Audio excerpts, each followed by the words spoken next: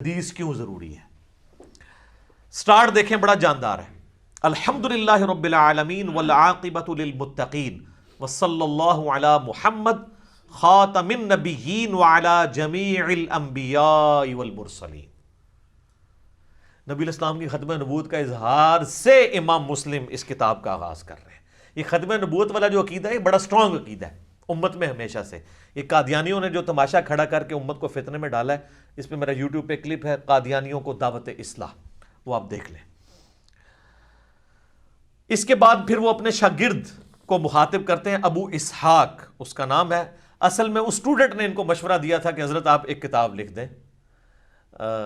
دیکھیں، ایک وہ لوگ ہیں جو سٹوری بازی لکھواتے ہیں، کہانیاں لکھواتے ہیں، اور ایک وہ بندہ ہے جو کہہ رہا ہے نبی الاسلام کی حدیثیں صحیح اسناد سے جمع کریں۔ تو کیا پیارا آغاز کرتے ہیں۔ امام مسلم لکھتے ہیں، اپنے شاگرد ابو اسحاق کو کہتے ہیں، اللہ تجھ پر رحم فرمائے، یہ ورڈ بائی ورڈ کا ہی مزہ آئے گا آپ کو، کہ تو نے اپنے پروردگار ہی کی توفیق سے یہ ذکر کیا تھا کہ رسول اللہ صلی اللہ علیہ وآلہ وسلم سے جو احادیث مروی ہیں ان تمام احادیث کی تلاش و جستجو کی جائے جو دین کے اصول اور اس کے احکام، جو ثواب و عذاب اور رغبت اور خوف یعنی فضائل و اخلاق کے متعلق ہیں، اور تم وہ تمام احادیث ان مستند اسناد کے ساتھ چاہتے ہو جن کو علماء حدیث نے قبول کیا ہے۔ اللہ تم کو ہدایت دے کہ تم نے اس بات کا ارادہ ظاہر کیا کہ میں اس قسم کی تمام احادیث کا ایک مجموعہ تیار کر کے اختصار کے ساتھ تمہارے لیے جمع کر دوں۔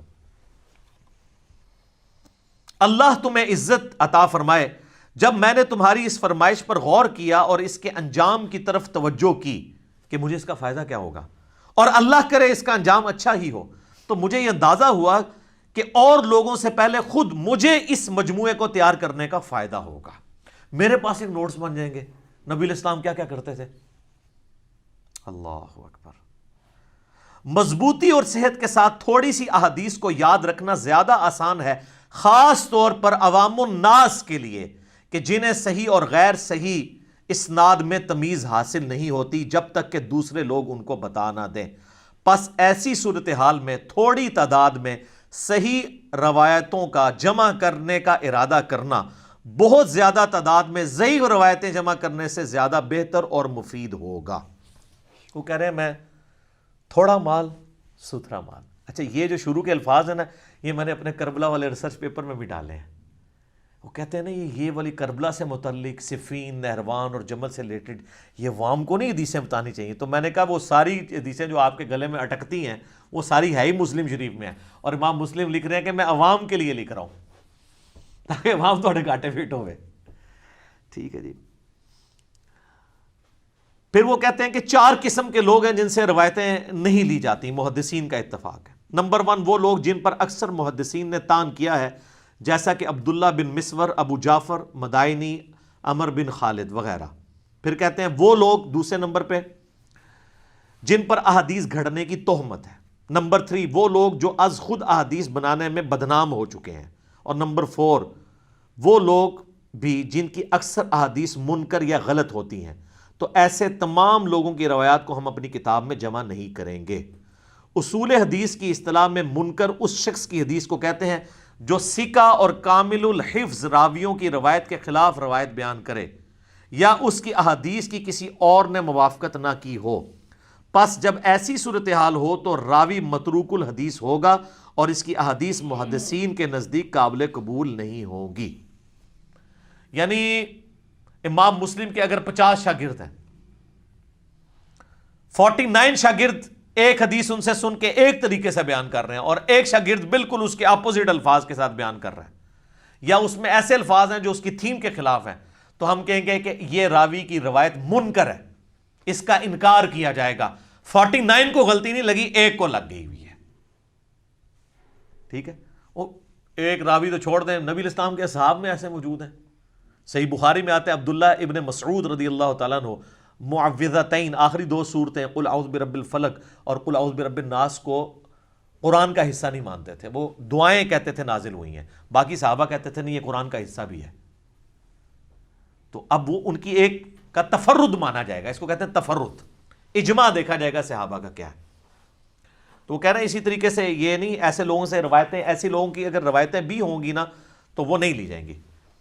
اور اس کی مثال دیتے ہیں کہ اسی طرح کہ اگر تم کسی کو دیکھو کہ وہ امام زہری جیسے بزرگ شخص یا ہشام بن عروہ جیسے عظیم شخصیت، یہ دونوں تابعین ہیں، ایک تابعی ایک تبع تابعی ہے، جن کی روایات اہل علم کے ہاں بہت مشہور پھیلی ہوئی ہیں، ان سے کوئی ایسی روایت بیان کرے جس روایت کو ان کے مشہور شاگردوں میں سے کسی نے بیان نہ کیا ہو، اور یہ راوی صحیح روایات میں ان کے مشہور شاگردوں کا شریک بھی نہ رہا ہو، تو ایسے راوی کی حدیث قبول نہیں ہوگی، چاہے وہ راوی ثقہ بھی ہو، کہ اس نے اپنے سے ثقہ لوگوں کی مخالفت کر دی ہے. آگے وہ لکھتے ہیں، میں ان سکپ کر کے جو امپورٹنٹ پورشن ہے، ہم نے روایات حدیث کے سلسلے میں محدثین کے مذہب کو بیان کر دیا ہے تاکہ جو لوگ اصول حدیث سے واقف نہیں ہیں ان میں سے اہل توفیق کو یہ ابتدائی معلومات حاصل ہو جائیں. اے میرے شاگرد عزیز، ان تمام مذکورہ بالا باتوں کے بعد اللہ تجھ پر رحم کرے. جب ہم نے ضعیف اور منکر احادیث کو الگ کرنے میں ان لوگوں کی غلطیوں کا جائزہ لیا جو لوگ خود کو محدث قرار دیتے ہیں اس زمانے میں سر، تو دیکھا کہ یہ لوگ صرف صحیح اور مشہور احادیث پر اکتفا کرنے کی بجائے ان راویوں سے بھی احادیث نقل کر رہے ہیں جن کے بے وقوف اور غیر مستند ہونے کو یہ خود بھی مانتے ہیں. اب عام لوگوں کی تو جرت نہیں ہے کہ یہ وہ کس کے اوپر تان کر رہے ہیں. ظاہر بریلوی دیوبندی اہل حدیثوں پہ تو نہیں کر رہے، اپنے زمانے میں بڑے اماموں کے اوپر یہ تان کر رہے ہیں کہ وہ خود بھی مانتے ہیں کہ یہ روایتیں کمزور ہیں تو کتابوں میں کیوں ڈالی ہیں. یعنی کس کے اوپر تان کیا؟ احمد بن حنبل پہ، ابن ابی شیبہ پہ، عبدالرزاق کے اوپر، لیکن بڑے کنٹرول الفاظ میں نام نہیں لکھے. تو اب میں نے نام لے دیے ہیں اور مجھے اس کا کوئی خطرہ بھی نہیں ہے کہ میرے اوپر کسی نے توہین کر دی ہے. اگر یہ کہنا توہین کی ہے تو ان سے پوچھ لو کہ وہ کون تھے. وہ کوئی تقی عثمانی صاحب کا نام لے رہے ہیں، ڈاکٹر تعلق قادری کا لے رہے ہیں اپنے زمانے میں، جنہوں نے ان کے زمانے میں کتابیں لکھی ہیں اور انہوں نے مستند اور غیر مستند ایک جگہ جمع کر دی ہیں، یہ مانتے ہوئے بھی. حالانکہ ان کی نیت اپنی جگہ یہ تھی کہ یار ہم نے الگ سے تو بتا دیا. امام مسلم کہتے تھے کتاب الگ سے کس نے پڑھنی ہے. سر آج امام مسلم زندہ ہوتے نا تو ان کا ماتھا چوما جاتا، اور یقیناً وہ ہمارا ماتھا بھی چوم لیتے کہ ہم بھی وہی بات کر رہے ہیں کہ مرنے سے پہلے ہے مسلمان کر لے اس پہ غور، کتابوں کا خدا اور ہے، بابوں کا خدا اور. اللہ اکبر. کہتے ہیں چونکہ اب جو لوگ مجہول اور ضعیف اسناد کے ذریعے ان منکر روایات کو نقل کر کے خامیوں سے ناواقف عوام میں پھیلا رہے ہیں، تو ہمارے دل میں یہ احساس پیدا ہوا کہ اے شاگرد عزیز، ہم تیری صحیح احادیث کی جمع کرنے کی فرمائش کو پورا کر دیں. اور نہ کہا پائی جی پوری دنیا نے کام پایا. منوی لوگ کہتے ہیں جناب 1400 سال کوئی بندہ نہیں آیا. سر آیا ہے امام مسلم، پڑھ لو. وہ اپنے زمانے میں آج سے 1200 سال پہلے جو رونا رو رہے ہیں نا، آج میں 1441 ہجری میں وہ رونا رو رہا ہوں. سر ہم نے بھی ارادہ کیا کہ عوام کو بتا دیں کیا کہ مرنے سے پہلے ہے مسلمان کر لے اس پہ غور، کتابوں کا خدا اور ہے، بابوں کا خدا اور. اور جب تو نے ایک دفعہ بھی غور کیا تو تیرے اندر سے آواز آئے گی کیا کہ نہ میں وابی نہ میں بابی، میں ہوں مسلم، علمی کتابیں. یاد رکھو اللہ تمہیں توفیق دے، یہ بات اچھی طرح ذہن نشین کر لو کہ ہر ایک محدث جو صحیح اور غیر صحیح احادیث کی پہچان اور ثقہ اور غیر ثقہ راویوں کی معرفت رکھتا ہے، اس پر واجب ہے کہ وہ صرف ایسی حدیثیں نقل کرے جن کی اسناد صحیح ہوں اور ان کے راویوں میں سے کوئی راوی بھی جھوٹا، بدعتی اور سنت کی مخالفت کرنے والا نہ ہو یا اس راوی کا عیب فاش نہ ہوا ہو. وہ کہتے ہیں واجب ہے کہ صرف صحیح حدیثیں لی جائیں. پھر وہ کہتے ہیں میرے اس قول کی دلیل. سر ہم بھی کہتے ہیں قرآن و حدیث سے بات کریں، ہمارے اماموں کا بھی یہی طریقہ تھا. وہ کہتے ہیں میرا ذاتی خیال نہیں ہے، کہتے ہیں میرے اس قول کی دلیل اللہ تعالیٰ کے کلام میں سورۃ الحجرات کی آیت نمبر 6 پھر انہوں نے لکھی ہے. اعوذ باللہ من الشیطان الرجیم، بسم اللہ الرحمن الرحیم. یا ایھا الذین آمنوا ان جاءکم فاسق بنبأ فتبینوا.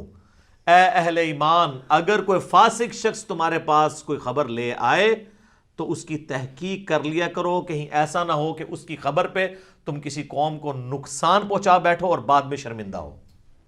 اس کا شان نزول یہ ہے کہ ولید بن عقبہ، یہ وہی ہے جو حضرت عثمان کی شہادت کا سبب بنا، جو ان کا رشتے میں بھائی بھی لگتا تھا، جس کے بارے میں مسلم شریف میں آتا ہے اس نے شراب پی کے نماز پڑھائی تھی اور صحابہ مخالف ہو گئے تھے. وہ شہادت عثمان کے اصلی اسباب آپ کربلا والے ریسرچ پیپر میں پڑھ لیجئے گا، اردو میں بھی، عربی میں بھی، انگلش میں بھی ہندی میں بھی. سچ پیپر نمبر 5 بھی یہ آپ ہماری اہل سنت پاک .com سے ڈاؤن لوڈ کر لیجئے گا. تو اس نے خبر دے دی تھی, نبی علیہ السلام نے وہ زکوٰۃ جمع کرنے کے لیے بھیجا تو یہ ادھر گئے ہی نہیں, ڈر کے مارے, اور واپس آ کے کہا کہ وہ زکوٰۃ کے انکاری ہیں. تو نبی علیہ السلام نے وہاں پہ دستہ بھجوانے لگے تھے, تو اللہ تعالیٰ نے پھر وحی کے ذریعے اللہ نے اپنے محبوب علیہ السلام کو انفارم کیا کہ بھئی فاسق کی خبر پہ آپ نے یقین نہیں کرنا. پھر آپ نے دوبارہ تحقیق کرائی تو اس کی خبر جھوٹی نکلی.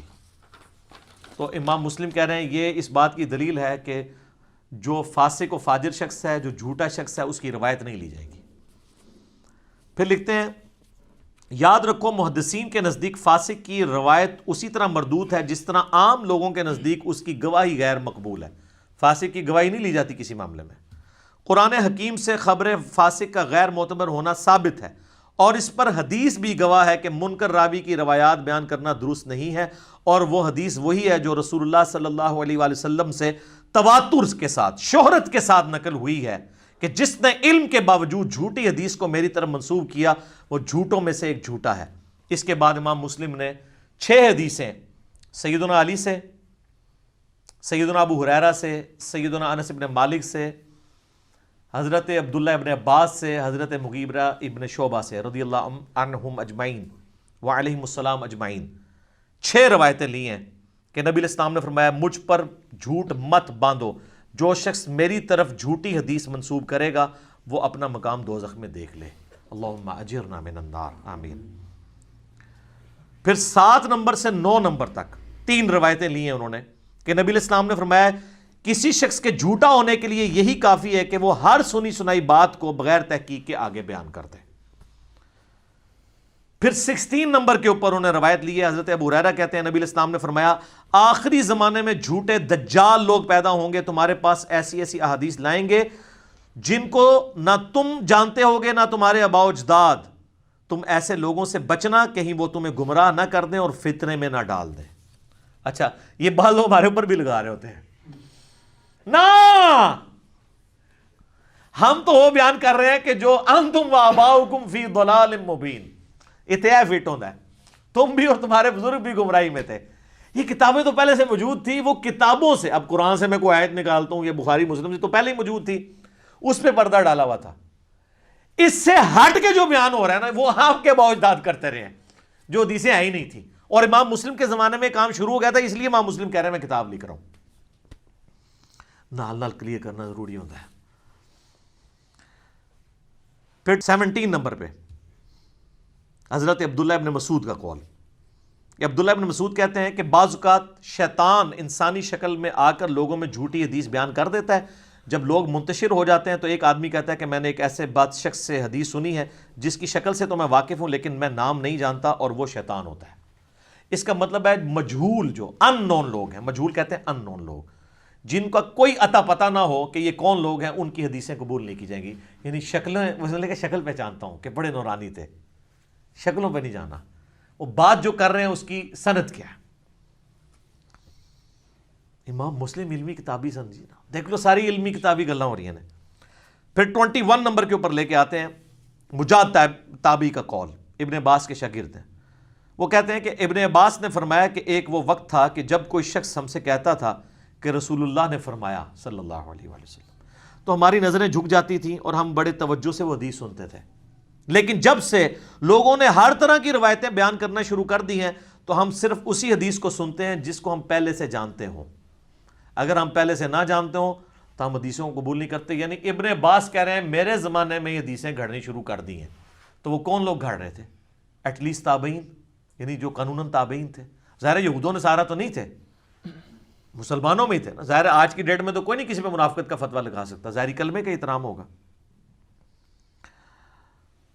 22 نمبر پہ لے کے آتے ہیں ابن ابی ملیکہ تابعی کا قول. وہ کہتے ہیں میں نے حضرت ابن عباس کو لکھا کہ میرے پاس کچھ احادیث لکھوا کر پوشیدہ طور پر بھجوا دیں.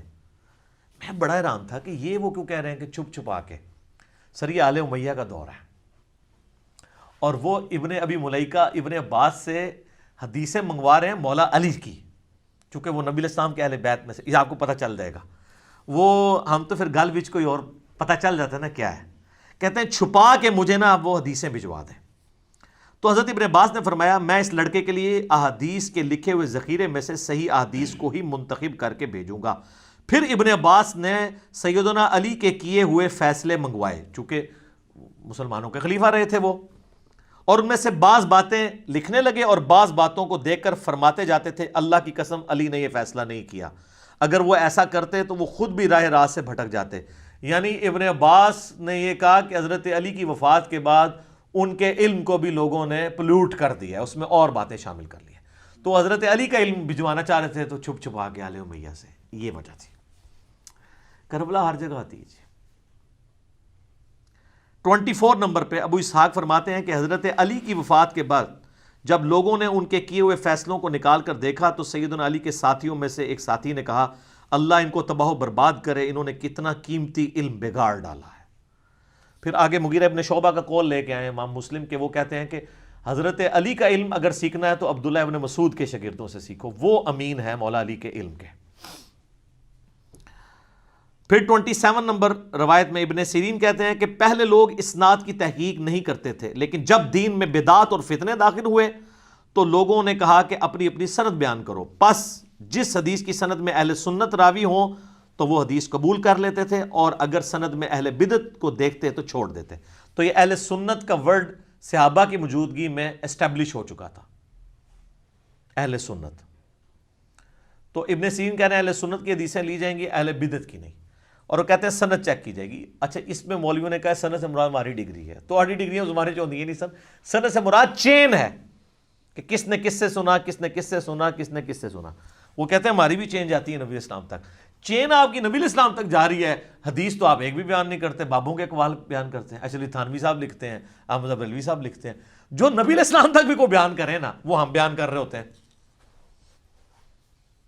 کہ یہ بخاری میں ہے، یہ مسلم میں ہے۔ جب بخاری مسلم تک آپ کو پہنچا دیا تو امام بخاری کی سند نبی علیہ السلام تک ہے۔ یعنی امام بخاری کہتے ہیں سب سے بیسٹ سند یہ ہے کہ میں نے سنا احمد بن حنبل سے، احمد بن حنبل نے سنا محمد بن ادریس الشافعی سے، انہوں نے سنا امام مالک بن انس سے، اور انہوں نے سنا امام نافع سے، اور نافع نے عبداللہ بن عمر سے، اور عبداللہ بن عمر نے نبی علیہ السلام سے۔ یہ پوری چین جب ہم بخاری مسلم کے حوالے دیتے ہیں تو ہماری بخاری تک سند ہونا ضروری نہیں ہے، بخاری مسلم کے اوپر تو اجماع امت ہے، شاہ ولی اللہ دہلوی نے بھی حجت اللہ البالغہ میں لکھا، جب ادھر ان تک ہم نے پہنچا دیا ان کی سند اوپر تک جائے گی۔ 30 نمبر پہ لے کے آئے عبداللہ بن زکوان اپنے والد سے روایت کرتے ہیں جو تابعی تھے، وہ کہتے ہیں میں نے مدینہ شریف میں 100 ایسے تابعین کو پایا ہے جن کے نیک سیرت ہونے پہ سب متفق تھے، مگر انہیں حدیث روایت کرنے کا اہل نہیں سمجھتے تھے اور ان کی حدیث قبول نہیں کی جاتی تھی۔ یعنی نیک ہونے پہ بھی اتفاق تھا اور اس میں بھی اتفاق تھا کہ حدیث نہیں ان سے لینی، یہ ان کی فیلڈ ہی نہیں ہے۔ جیسے ہم کئی علماء کہتے ہیں یہ اختلافی موضوعات آپ سے اوپر کی چیز ہے، آپ یہ بتایا کریں سبحان اللہ کے اوپر اتنی نیکیاں ملتی ہیں، اس سے زیادہ آپ نہیں یہ کام کر سکتے۔ یہ جہاں اور ہے، یہ کتابوں کا جہاں ہے، یہ ایک وکھرا جہاں ہے، ٹھیک ہے نا جی۔ 32 نمبر پہ لے کے آتے ہیں وہ عبداللہ بن عثمان فرماتے ہیں میں نے عبداللہ بن مبارک کو فرماتے ہوئے سنا کہ اسناد دین کا حصہ ہے، اگر دین میں سند نہ ہو تو ہر شخص اپنی مرضی کا دین بیان کرے گا۔ وہ کہتے ہیں جی دیکھا ڈگری حصہ ہے، او بھائی اللہ کے بندے یہ اسی طریقے سے تراویاں ہو گیا، 20 نہیں تراوی پڑھتا، یہ اسناد کیا ہے وہ آگے اس روایت میں آتا ہے 32 نمبر میں۔ ابو اسحاق کہتے ہیں کہ میں نے عبداللہ بن مبارک کے سامنے ایک حدیث بیان کی، اور حدیث کیا تھی کہ نبی علیہ السلام نے فرمایا نیکی کے بعد نیکی یہ ہے کہ کوئی شخص اپنے لیے نماز پڑھے تو ساتھ اپنے ماں باپ کے لیے بھی نماز پڑھ لے، اور جب اپنے لیے روزہ رکھے تو اپنی ماں باپ کی طرف سے بھی ایک روزہ رکھ لے۔ یہ تو لاگی کہانی رہی ہے، یہ تو قرآن کے خلاف ہے، لا تزر وازرۃ وزر اخرى، کوئی جان دوسری جان کا بوجھ نہیں اٹھائے گی۔ اچھا عبداللہ بن مبارک نے یہ حدیث جب سنی نا تو انہوں نے فرمایا یہ حدیث کس کی روایت میں ہے؟ میں نے کہا شہاب بن خراش نے روایت کی ہے، تو عبداللہ بن مبارک نے فرمایا وہ تو ثقہ ہے، یعنی صحیح راوی ہے۔ پھر انہوں نے کہا کہ شہاب نے کس سے روایت کی ہے؟ میں نے کہا حجاج بن دینار سے، انہوں نے کہا وہ بھی ثقہ ہے۔ تو انہوں نے فرمایا کہ حجاج نے کس سے روایت کی ہے؟ تو میں نے کہا کہ وہ کہتا ہے کہ رسول اللہ نے فرمایا۔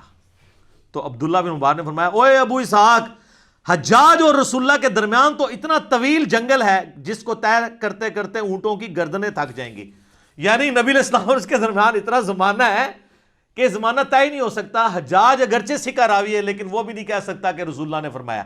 تو تواڈے بابے کی تو کہہ سکتے ہیں, حضرات نے فرماتے ہیں, بزرگ فرماتے ہیں, علماء نے فرمایا ہے, بزرگوں کا کہنا ہے. عبداللہ بن مبارک کہہ رہے ہیں کہ حجاج وہ بھی اگر کہتے ہیں رسول اللہ نے فرمایا, حجاج بن یوسف نہیں ہے, ایک تبع تابعی ہے, تو وہ کہہ رہے ہیں راوی سکہ ہے لیکن وہ اس کی بات نہیں مانی جائے گی جب تک وہ سند پوری نہ کرے نبی علیہ السلام تک. تو یہ سند یہ ہے, ڈگری نہیں ہے. ڈگری کا تو حال یہ ہے کہ بریلویوں کی ڈگری کو دیوبندی کہتے ہیں جعلی, دیوبندیوں کہتے ہیں بریلوی والے ڈگری کو کہتے ہیں جعلی, ہم تو کہتے ہیں دونوں ٹھیک کہتے ہیں. بس اتنا ہی کہنا چاہیے. اچھا جی, تو انہوں نے بتایا نہیں روایت منقطع ہے. 38 نمبر پہ عبداللہ بن مبارک نے کہا کہ میں نے سفیان ثوری سے کہا کہ آپ عباد بن کثیر کے حالات سے واقف ہیں, وہ عجیب و غریب احادیث بیان کرتا ہے, آپ کی اس کے متعلق کیا رائے ہے کہ میں لوگوں کو اس سے احادیث بیان کرنے سے روک دوں؟ تو حضرت سفیان نے فرمایا بالکل روک دو. عبداللہ بن مبارک فرماتے ہیں جس مجلس میں میرے سامنے عباد بن کثیر کا ذکر آتا تو میں اس کی دینداری کی تعریف کرتا, لیکن ساتھ یہ بھی کہہ دیتا اس کی حدیث نہ لینا. جس طرح ہم کئی علماء کے بارے میں کہتے ہیں اچھے ہیں, نیک ہیں, میں نام نہیں لیتا پھر پرسنل ہو جائے گا معاملہ, اچھے ہیں لیکن ان کی کہانیوں پہ نہ اعتبار کیا کریں, ٹھیک ہے. تو وہ اچھے ہیں, نیک ہیں, خوبصورت ہیں, سب کچھ ہے, لیکن دینداری اچھی ہے, لیکن یہ کوئی بات دین کے والے سے بیان کر رہے ہیں وہ آپ نہ لیں. یہ دیکھ لیں اس زمانے میں بھی وہی بات ہے. 40 نمبر پہ یحییٰ بن سعید القطان, مشہور تبع تابعی ہیں, 198 ہجری میں فوت ہوئے.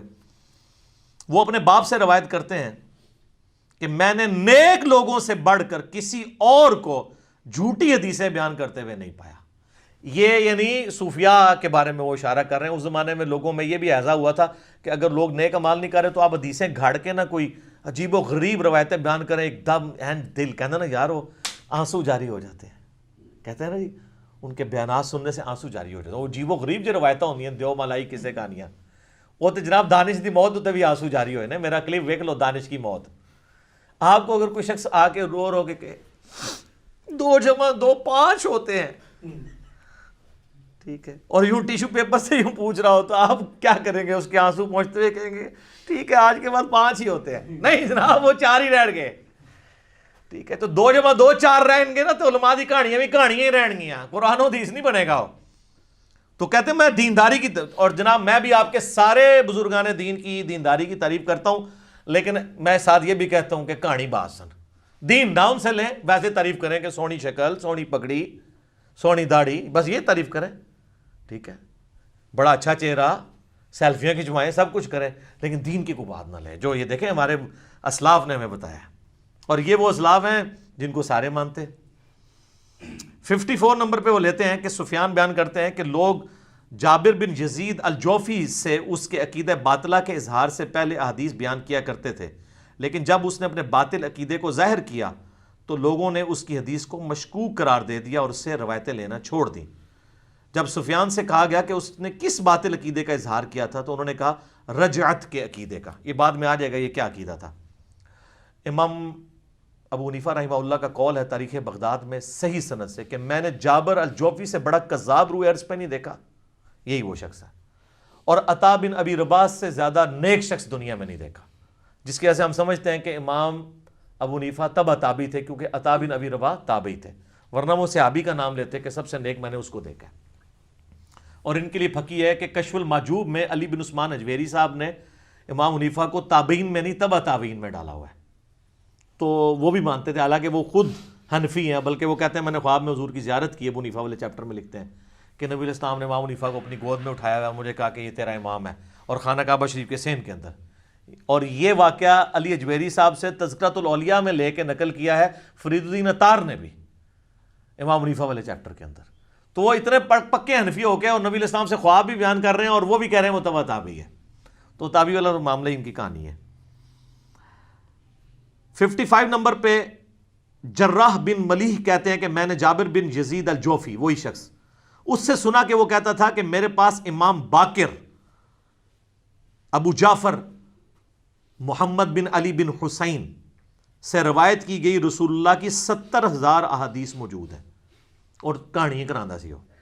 58 نمبر پہ آتا ہے سفیان بیان کرتے ہیں کہ میں نے سنا کہ ایک آدمی نے جابر الجوفی سے کہا کہ یہ بتاؤ یہ قرآن کی جو آیت ہے، آیت نمبر 80 سورہ یوسف کی، فَلَنْ أَبْرَحَ الْأَرْضَ حَتَّى يَأْذَنَ لِي أَبِي أَوْ يَحْكُمَ اللَّهُ لِي وَهُوَ خَيْرُ الْحَاكِمِينَ۔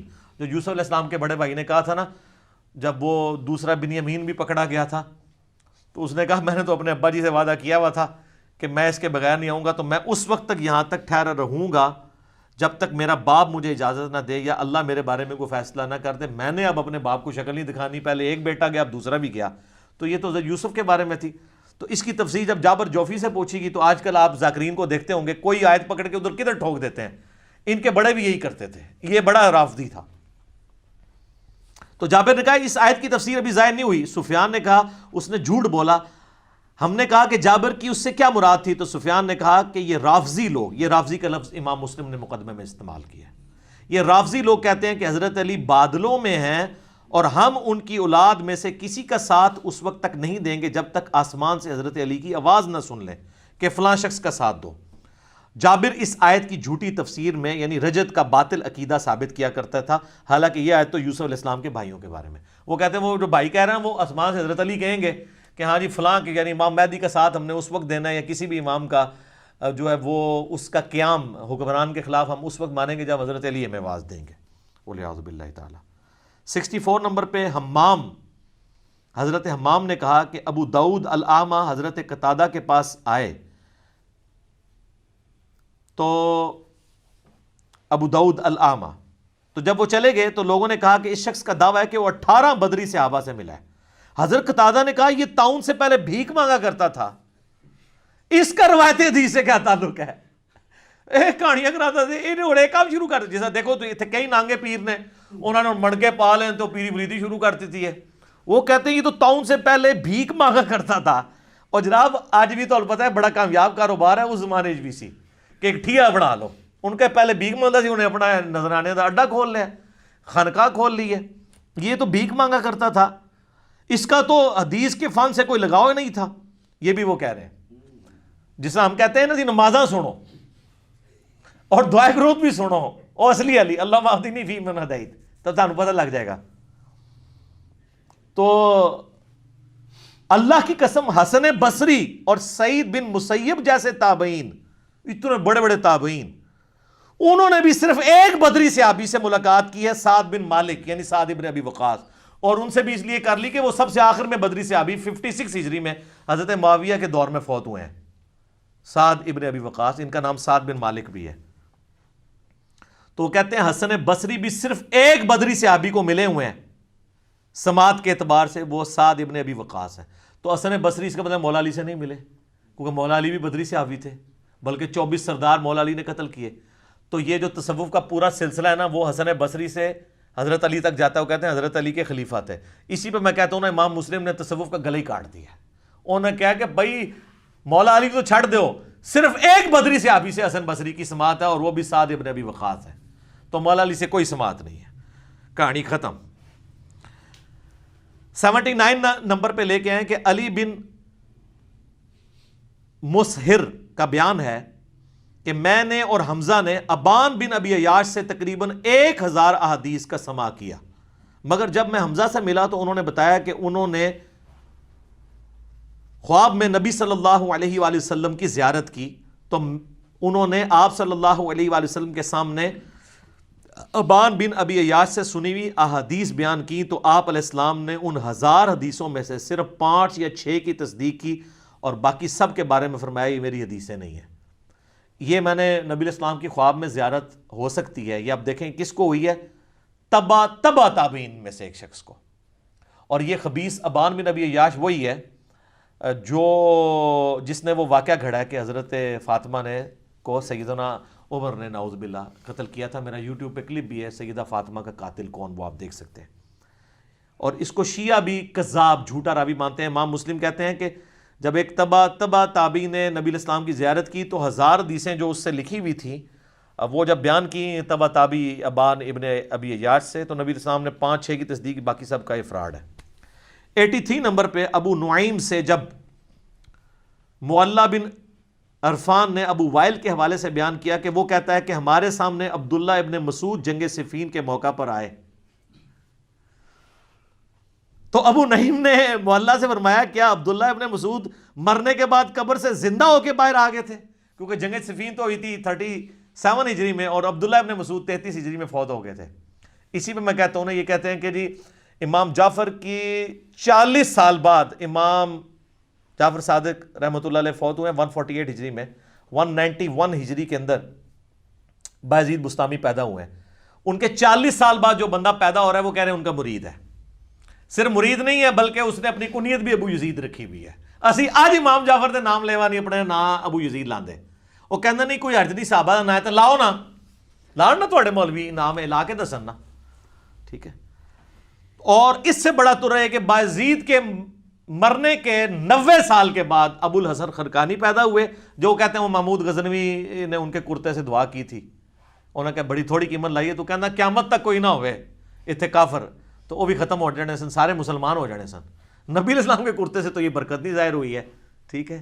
ان کو تو قرآن میں کہا جا رہا ہے آپ اپنے آپ کو ہلاک کر لیں گے. فَلَعَلَّكَ بَاخِعٌ نَفْسَكَ عَلَىٰ آثَارِهِمْ إِن لَّمْ يُؤْمِنُوا بِهَٰذَا الْحَدِيثِ أَسَفًا، کہ لوگ قرآن پہ ایمان نہیں لا رہے اس غم میں. تو یہ تو خیر یہ مشہور باتیں میں نے پہلے بھی کئی دفعہ کی ہیں. ٹھیک ہے جی. 84 نمبر پہ وہ لے کے ہیں. عفان بن مسلم کہتے ہیں کہ ہم اسماعیل کی مجلس میں تھے کہ ایک شخص نے کسی شخص سے حدیث بیان کی تو میں نے کہا وہ تو غیر معتبر شخص ہے. تو دوسرا شخص کہنے لگا عفان تم نے اس کی غیبت کر دی. اس پر امام اسماعیل نے کہا کہ اس نے غیبت نہیں کی بلکہ حکم بیان کیا ہے، وہ حدیث میں معتبر نہیں ہے. یہ کہتے ہیں نا ساڈے مرے ہوئے بزرگوں نو پوندا ہے. مرے ہوئے بزرگوں نو پوننا یہ دین دا حصہ ہے جنہوں نے کام پایا دین نال. تو یہ غیبت نہیں ہے. جو حدیث کے معاملے میں جنہوں نے جھوٹ بولا ہے، دین میں بدعت داخل کی ہیں، ان کی غلطیوں کو ہائی لائٹ کرنا غیبت نہیں ہے، واجب ہے. یہ وہ غیبت ہے جو واجب ہے کرنا، یہ گناہ نہیں ہے. یہ غیبت نہ کرنا گناہ ہے. پھر 92 نمبر میں انہوں نے بہت کچھ لے کے آئے ہیں، کنکلوڈ کیا ہے چونکہ آخری نمبر ہے، اس کو انہوں نے کنکلوڈ کیا ہے اور کہتے ہیں ہم نے حدیث کے راویوں کے بارے میں اہل علم کے کلام سے ضعیف راویوں کی جو تفصیل ذکر کی ہے، ان کی روایتوں کہ جن عیوب اور نقائص کا ذکر کیا ہے وہ صاحب فراست کے لیے کافی ہیں.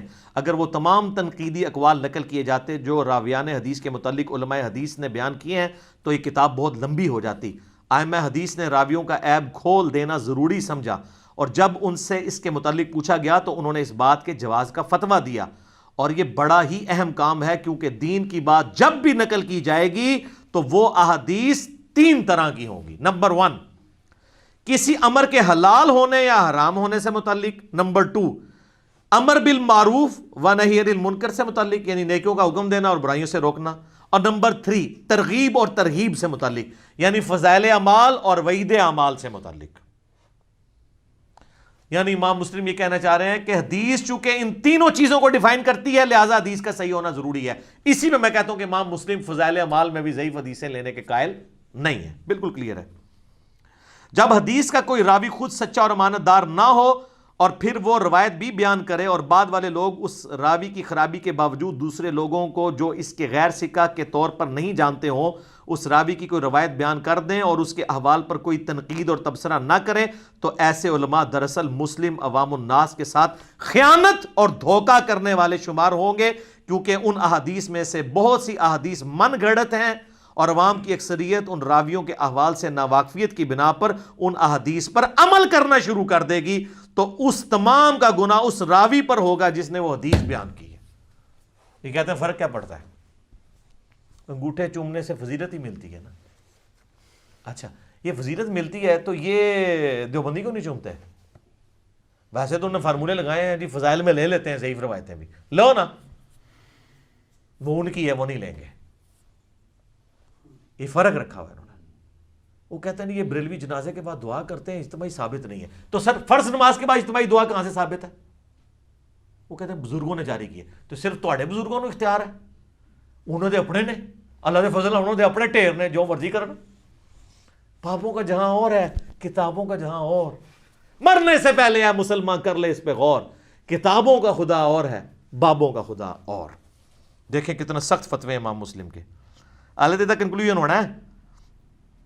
صحیح حدیث جن کو معتبر اور ثقہ راویوں نے بیان کیا ہے اس قدر کثرت کے ساتھ موجود ہیں کہ ان کی موجودگی میں ان باطل اور من گھڑت روایات کی مطلقاً ضرورت ہی باقی نہیں رہتی. یعنی وہ کہہ رہے ہیں فضائل مال پڑھنا بند کرو، بخاری مسلم تو درج دو. آج دے زمانے سے یہ کہہ رہے ہیں. اس تحقیق کے بعد میں نہیں سمجھتا، میں نہیں، امام مسلم نے میں کیا ہے، فتویٰ نہ لانا، کہ کوئی بھی شخص اپنی کتاب میں مجہول، غیر ثقہ اور غیر معتبر راویوں کی احادیث نقل کرے گا، خصوصاً جب کہ وہ سند حدیث سے واقف بھی ہو، سوائے اس شخص کے کہ جو لوگوں کے نزدیک اپنا کثرت علم ثابت کرنا چاہے اور اس مقصد کے حصول کے لیے وہ باطل اور من گھڑت اسناد کے ساتھ بھی حدیث پیش کرنے میں ذرا خوف اور ہچکچاہٹ محسوس نہ کرے، تاکہ لوگ اس کے وسیع علم اور زیادہ روایتیں جمع کرنے پر اسے داد دیں۔ لیکن جو شخص بھی ایسے باطل طریقے کو اختیار کرے گا تو اہل علم اور عقل مند لوگوں میں ایسے عالم کی کوئی وقت اور عزت باقی نہ رہے گی، اور ایسا شخص عالم کہلوانے کے بجائے جاہل کہلوانے کا زیادہ حقدار ہے۔ سارے مفتی اعظم پاکستان امام مسلم نے کہا جاہل نے، ویسے تو ہے بھی کہہ رہے نقال نے، نقال یہ نہیں فقہ کی ٹرم ہے، یہ صرف فتوے نقل کرتے ہیں اپنے بابوں کے، خود سے نہیں کوئی کر رہے ہوتے کام۔ تو امام مسلم کہہ رہے ہیں یہ ضعیف روایتیں یہ سب کے سب جاہل ہیں۔ پھر انہوں نے لکھا ہے کہ مرسل کوئی شے نہیں ہے، یعنی تابعی کے رسول اللہ نے فرمایا جب تک سند بیان کرے گا ریجیکٹڈ ہے۔ یہ تو اکثر یہ فقہ حنفی چل رہی تابعین کے اقوال کے اوپر ہے، اور جب مرفوع حدیث خلاف آتی ہے کہتے ہیں تابعین نے بھی تو کسی صحابی کی صحبت کی ہوگی، تو امام مسلم نے دستا ہے بھی شیطان بھی آ کے بیان کر جاتا ہے، وہ شیطان دی صحبت کی ہوگی جناب، وہ صحابی ہوگا پر وہ شیطان دا، نبی علیہ السلام دا نہیں۔ پھر انہوں نے لکھا ہے کہ جو راوی تدلیس کرنے میں مشہور ہو اس کے بارے میں محدثین یہ تحقیق ضرور کرتے ہیں کہ جس شیخ کی طرف روایت کی نسبت کر رہا ہے فی الواقع اس راوی نے اس شیخ سے وہ حدیث سنی ہے یا صرف اس کی طرف تدلیس کی نسبت کر دی ہے، جبکہ حقیقت میں وہ حدیث کسی اور سے سنی ہے، اور اس وقت یہ تحقیق کرنے کا مقصد تدلیس کے مرض کو دور کرنا ہے، تاکہ اگر واقعی اس راوی نے سند میں تدلیس کی ہو تو اس سند کا عیب ظاہر ہو جائے، لیکن جو راوی مدلس نہ ہو تو ائمہ حدیث اس راوی کی سماع کی تحقیق نہیں کرتے۔ ٹھیک، پھر انہوں نے حمد و صلوات کے بعد اس مقدمے کو مکمل کیا ہے۔ یہ وہ تدلیس والا مسئلہ انہوں نے اینڈ پہ جا کے ڈسکس کیا ہے کہ اگر راوی مدلس نہیں ہے اور وہ ان سے روایت کرتا ہے کہ میں فلاں سے روایت کرتا ہوں، کرے، کوئی عرض نہیں، کیونکہ وہ لازمی ہے کہ وہ سماع کے ساتھ کرتا ہے۔ لیکن جس کا مدلس ہونا ثابت ہو جائے، آلموسٹ 300-350 راوی ہیں صرف جو مدلس تھے، جو ان سے روایت کرتے تھے بیچ میں سند کو عالی کرنے کے لیے، تاکہ نبی علیہ السلام ان کے درمیان واسطہ تھوڑا رہ جائے، 2-3 کو سکپ کر کے تو بیچ میں ڈائریکٹ۔ لیکن اس کا نقصان یہ ہوتا تھا کہ بعض اوقات بیچ والے راوی جو ہیں وہ ضعیف بھی ہو سکتے ہیں، تو ہم کیسے جج کریں گے؟ تو محدثین نے اصول بنایا کہ مدلس اگر ان سے روایت کرے گا جب تک وہ سماع کی تصریح نہیں کرتا روایت نہیں مانی جائے گی، کیونکہ پتہ ہی نہیں اس نے کس سے سنا ہے، تو روایت ہوتا منقطع ہو یا وہ راوی ضعیف ہو، اس کو چھپا رہا ہو۔ تو محدثین اسے بڑا برا جانتے ہیں، لیکن جائز سمجھتے ہیں اس حوالے سے کہ وہ لوگ ہوتے ثقہ تھے، صدوق تھے، وہ ان والی روایت کو اخبرنا یا حدثنا کے ساتھ بیان نہیں کرتے تھے، ہوتے سچے تھے، ورنہ تو وہ کہہ دیں کہ میں نے فلاں سے سنا ہے، لیکن ان کو بھی ڈر لگتا تھا کہ اللہ کو جان دینی ہے، جان اللہ کو دینی ہے، او وزیر علی نہیں، واقعی اللہ نے جان دینی ہے، تو وہ ان سے روایت کرتے تھے کہ فلاں سے روایت ہے، تو راوی کو چھوڑ دیتے تھے بیچ میں سے۔ امام شعبہ خیر اس کو بہت برا جانتے ہیں، وہ کہتے ہیں میں زنا سے بدتر تدلیس کو سمجھتا ہوں، لیکن تدلیس کو ایز اے فن وہ مانتے تھے، اور وہ کہتے تھے اگر قتادہ سے میں بیان کروں نا تو قتادہ اگرچہ مدلس ہے، لیکن اگر میں روایت بیان کر رہا ہوں نا قتادہ سے، اور قتادہ آگے ان سے بھی روایت کر رہا ہو، تو تم نے لے لینا ہے، میں تمہیں کفایت کروں گا، کیونکہ میں قتادہ کی روایتیں ان والی بھی وہی لیتا تھا جو سماع کی تصریح کے ساتھ ہوتی تھی۔ اور یہاں میں آپ کو مزے کے لیے بتا دوں، بخاری مسلم میں کئی احادیث ہیں جن میں آپ کو سماع کی تصریح نہیں ملے گی۔ اعمش کی روایتیں ہیں، سفیان ثوری کی ان کے ساتھ روایتیں ہیں، حسن بصری کی ہیں، امام زہری کی ہیں، تو ان کی سماع کی تصریح باقی کتابوں میں مل جاتی ہے۔ اس پہ ایک عرب اسکالر نے بہت کام کیا ہے، یہاں پہ بھی عجم میں بھی شیخ زبیر لزئی صاحب نے جو عبد الرحمن بن قاسم والی روایت جو الموطا کی جمع کیا، ان میں انہوں نے کئی روایتیں ہیں جن میں بخاری مسلم کی جو سماع کی تصریح الموطا سے ملتی ہے، بعض الموطا والی بخاری مسلم سے، بعض مصنف ابن ابی شیبہ سے، بعض سنن کبریٰ البیہقی سے، تو وہ ساری لکھتے ہیں۔ جب تک سماع کی تصریح نہیں ہوگی کہ یہ اس نے اس سے سنا ہے یا نہیں سنا، اس وقت تک آپ روایت کو ایکسیپٹ نہیں کریں گے۔ وہ ہو سکتا ہے میں بھی سنا ہو، میں بھی نہ سنا ہو، لیکن یہ مدلس کے لیے ہے جو تدلیس کرتا ہو، جو راوی کا نام چھپاتا ہو۔ اسی لیے ہم عبداللہ ابن مسعود کی بغیر رفع الیدین والی جو روایت ہے جامعہ ترمذی کی، سفیان ثوری کی تدلیس کی وجہ سے ضعیف کہتے ہیں، کیونکہ سفیان ثوری نے ان سے روایت کی ہے اور سماع کی تصریح نہیں کی ہے۔ تو بعض لوگ کہتے ہیں انہوں نے بیچ والے راوی کا نام چھپایا ہے، اور وہ کہتے ہیں اس راوی کا نام انہوں نے اس لیے چھپایا کہ وہ راوی محدثین کے ہاں ضعیف تھا۔ ہم پوچھتے ہیں وہ کون سا راوی ہے؟ وہ کہتے ہیں جی بس پردے ہی رہنے دیں، کون سا راوی ہے۔ تو آج کا میں مزہ کرکرا نہیں کرنا چاہتا، اس کو اسی پہ کنکلوڈ کرتا ہوں۔